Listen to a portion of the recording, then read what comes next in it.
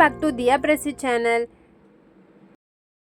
இன்னைக்கு வீடியோல கிட்ஸ்க்கு ரொம்ப பிடிச்ச ஒரு சூப்பரான ஹெல்த்தியான ஒரு ஸ்வீட் ரெசிபி தான் பார்க்க போறோம்.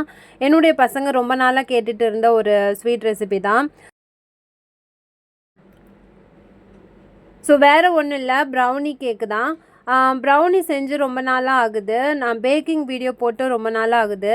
ஸோ அதுக்காக நான் இந்த வீடியோ இன்றைக்கி அப்லோட் பண்ணுறேன். ஸோ இந்த கேக்கு வந்து ரொம்ப ஈஸியாக செஞ்சிடலாம். மற்ற கேக்கு மாதிரி ரொம்ப டைம் எடுக்காது. அதுக்கு வந்து நான் இன்றைக்கி என்கிட்ட இருக்கிற நட்ஸில் எல்லாத்துலேயும் 20 கிராம் எடுத்து சின்ன சின்னதாக கட் பண்ணி எடுத்து வச்சுருக்கேன். இந்த நட்ஸ் எல்லாம் மொத்தமாக ஒரு 50 கிராம் இருக்கும்.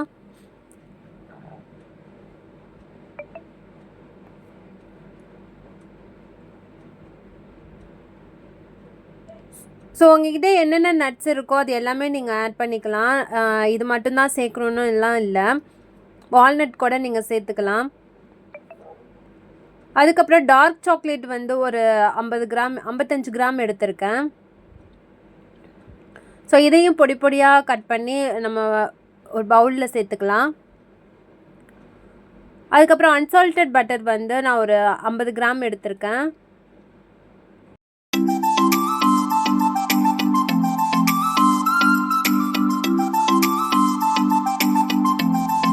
ஸோ இப்போ ரெண்டையும் ஒரு பவுலில் சேர்த்து டபுள் பாயிலிங் மெத்தடில் மெல்ட் பண்ணி எடுத்துக்கலாம்.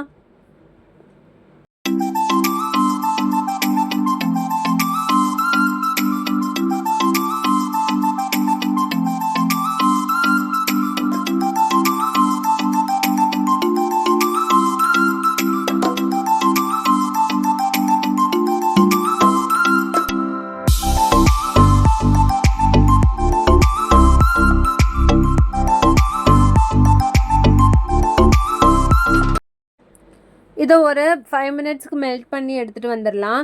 நான் வந்து ஒரு பாத்திரத்தில் சுடு தண்ணி வச்சு அது மேலே இதை வச்சிட்டோன்னா அதுவே மெல்ட் ஆகிடும். ஸோ அந்த கேப்பில் வந்து நம்ம ட்ரை இன்க்ரீடியன்ட்ஸ் வந்து ரெடி பண்ணி வச்சிடலாம்.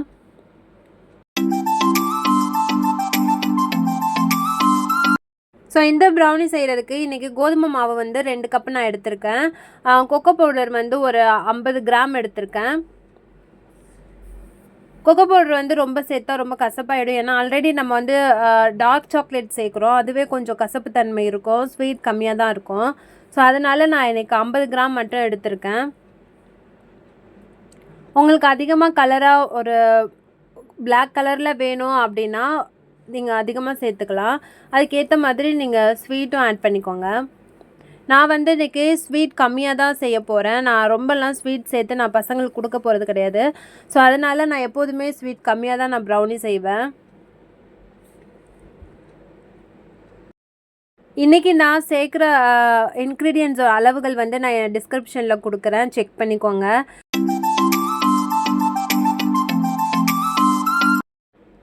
ஸோ நான் வந்து இப்போது கரெக்டாக 2 கப் மாவு சேர்த்துருக்கேன்.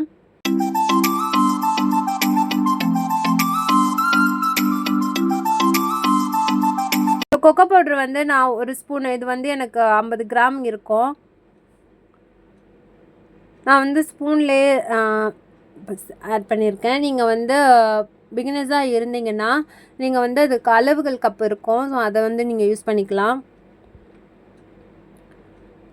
பேக்கிங் பவுடர் வந்து ஒரு 1/4 டீஸ்பூனும் பேக்கிங் சோடா ஒரு 1/4 டீஸ்பூன், ரெண்டுமே நான் ஈக்குவலாக தான் எடுத்திருக்கேன், பேக்கிங் பவுடரும் பேக்கிங் சோடாவும். ஸோ அதோடு சேர்த்து இதையும் நல்லா சலிச்சு எடுத்துக்கலாம். ஸோ இந்த மாதிரி சலிச்சதுக்கப்புறம் ஒரு விஸ்கு வச்சு நல்லா ஈவனாக கிளறி விட்டுக்கலாம். அப்போ தான் எல்லா மாவும் நல்லா மிக்ஸ் ஆகும்.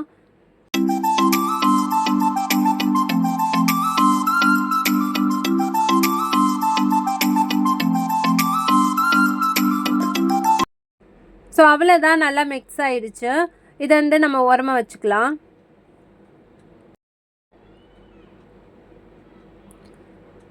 நம்ம இப்போது டபுள் பாயிலிங் மெத்தடில் வச்சோம் இல்லையா, அது வந்து இந்த அளவுக்கு இப்போ மெல்ட் ஆகிருக்கு. ஸோ நல்லா இப்போ கிளறி விட்டுட்டே இருந்தோன்னா சீக்கிரமாக ஆகிடும். கீழே வந்து நான் சுடுதண்ணி வச்சுருக்கேன்.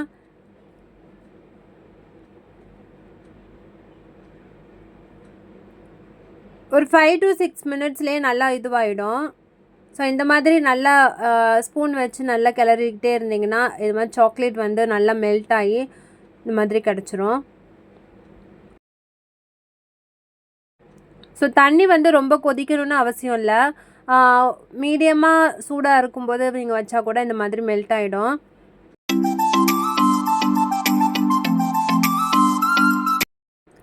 சாக்லேட் மெல்ட் ஆகிடுச்சு. பட்டர் கட் பண்ணாமல் போட்டதுனால பட்டர் மட்டும் இந்த மாதிரி இருக்குது. ஸோ அதை தான் நான் நல்லா ப்ரெஸ் பண்ணி விட்டுட்ருக்கேன்.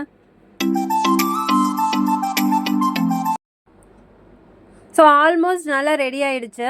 அடுத்தது வந்து இதில் சுகர் ஆட் பண்ணிக்கலாம். நான் வந்து இன்றைக்கி ப்ரௌன் சுகர் தான் ஆட் பண்ணுறேன். நாட்டு சக்கரை தான் சேர்க்குறேன். ஒயிட் சுகர் வந்து நான் சேர்க்கலை. ஸோ 2 கப்பு மாவுக்கு நான் இன்றைக்கி 1 கப் மட்டும் நாட்டு சக்கரை எடுத்திருக்கேன். ஆல்ரெடி நம்ம சாக்லேட் சேர்த்துருக்கோம் இல்லையா? சாக்லேட் வந்து அவ்வளோவா ஸ்வீட் இருக்காது. டார்க் காம்பவுண்டு கொஞ்சம் கசப்பு தன்மை இருக்கும். அதனால் பரவாயில்ல. நான் வந்து இன்றைக்கி 1 கப்பு கரெக்டாக எடுத்திருக்கேன் நான் நாட்டு சக்கரை. ஸோ இதையும் சேர்த்து நல்லா மெல்ட் பண்ணி எடுத்துக்கலாம். கொஞ்சம் ஹீட்டாக இருக்கும்போதே சர்க்கரையும் சேர்த்து நல்லா இந்த மாதிரி கலக்குனிங்கன்னா நல்லா கரைஞ்சிரும், சர்க்கரை கரைஞ்சிரும். இல்லைன்னா பீட்டர் வச்சு நல்லா பீட் பண்ணி எடுத்துக்கோங்க.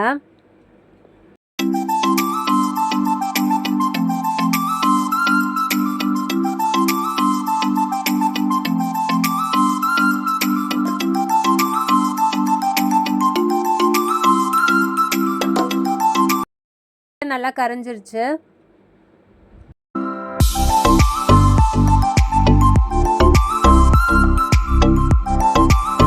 இன்றைக்கி வந்து நான் செய்கிற ப்ரௌனியோட அளவு வந்து 1/2 kg இருக்கும். ஸோ அதுக்கு வந்து நான் 3 முட்டை மட்டும் நான் இன்றைக்கி எடுத்திருக்கேன்.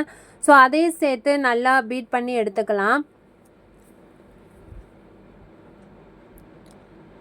இப்போ இதை வந்து பீட்டர் இருந்துச்சுன்னா பீட்டரில் வச்சு நல்லா ஒரு 10 மினிட்ஸ்க்கு நல்லா பீட் பண்ணி எடுத்துக்கோங்க. இல்லைன்னா இந்த மாதிரி விஸ்கில் நல்லா கையிலையே நல்லா பீட் பண்ணிக்கோங்க.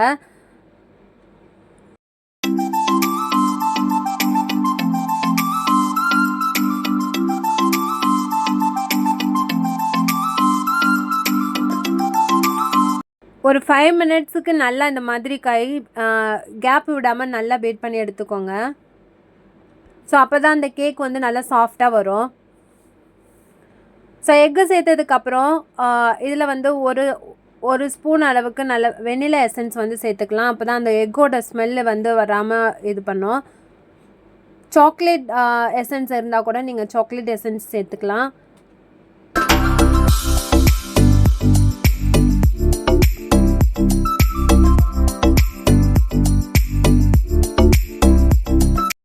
ஸோ இந்த அளவுக்கு நல்லா பீட் பண்ணதுக்கப்புறம் நம்ம ரெடி பண்ணி வச்சுருக்க ட்ரை இன்க்ரீடியன்ட்ஸ் வந்து கொஞ்சம் கொஞ்சமாக சேர்த்து இந்த மாதிரி கட் அண்ட் ஃபோல்டு மெத்தடில் நம்ம கலந்துக்கலாம்.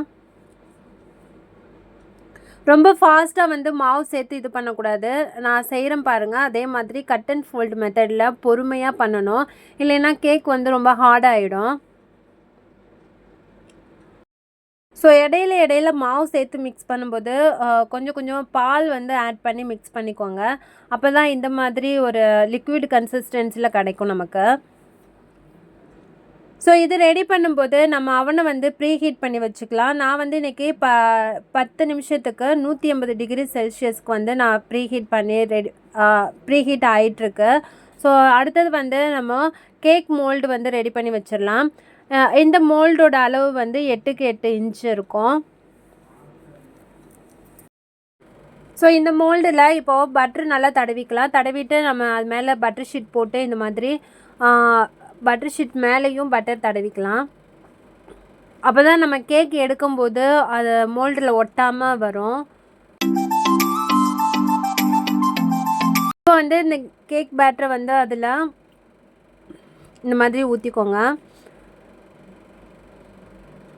ஸோ ஊற்றிட்டு நல்லா ஈவனாக ஸ்ப்ரெட் பண்ணி விட்டுடலாம். ஸோ இந்த மாதிரி ரெடி பண்ணதுக்கப்புறம் நம்ம கட் பண்ணி வச்சுருக்க நட்ஸையும் இது மேலே நல்லா மேலே இந்த மாதிரி தூவி விட்டுக்கோங்க. தூவி விட்டுட்டு நம்ம அவன் வந்து ரெடி ஆகிடுச்சு. ஸோ இப்போ வந்து அது உள்ளே எடுத்து வைக்க போகிறோம். ஸோ ப்ரௌனி பேக் ஆகிறதுக்கு எனக்கு 35 மினிட்ஸ் கரெக்டாக ஆச்சு.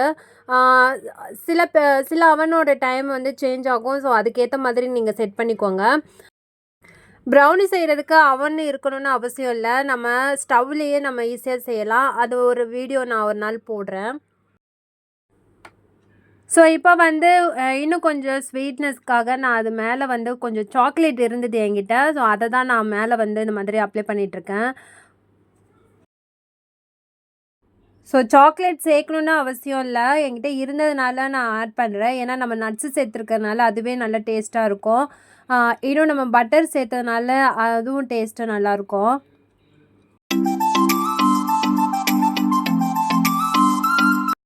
ஸோ அவ்வளோதான், நம்மளுடைய ப்ரௌனி கேக் வந்து ரெடி ஆகிடுச்சு. இதை நம்ம வெளியில் வந்து 1 வாரத்துக்கு வச்சு சாப்பிட்லாம். ஃப்ரிட்ஜில் வச்சு சாப்பிட்டா 2 வாரத்துக்கு கூட கெடாமல் இருக்கும். ஸோ அவ்வளோதான், ரொம்ப ஈஸியாக ஒரு டேஸ்டியான ஒரு ஈவினிங் ஸ்நாக்ஸ் ரெடி ஆகிடுச்சு. ஸோ நம்மளுடைய தியா பிரசி சேனலில் நான் நிறைய cooking video, baking and travelling video சேர்த்து போடுறேன். ஸோ ஃபாலோ பண்ணாதவங்க ஃபாலோ பண்ணிக்கோங்க. ஸோ இந்த வீடியோ உங்களுக்கு பிடிச்சிருந்ததுன்னா ப்ளீஸ் சப்ஸ்கிரைப் பண்ணுங்கள், ஷேர் பண்ணுங்கள், லைக் பண்ணுங்கள் அண்ட் மறக்காமல் பெல் ஐக்கானை கிளிக் பண்ணிவிடுங்க. அப்போ தான் நான் போடுற ஒவ்வொரு வீடியோட நோட்டிஃபிகேஷனும் உங்களுக்கு வரும். ஸோ தேங்க்ஸ் ஃபார் வாட்சிங்.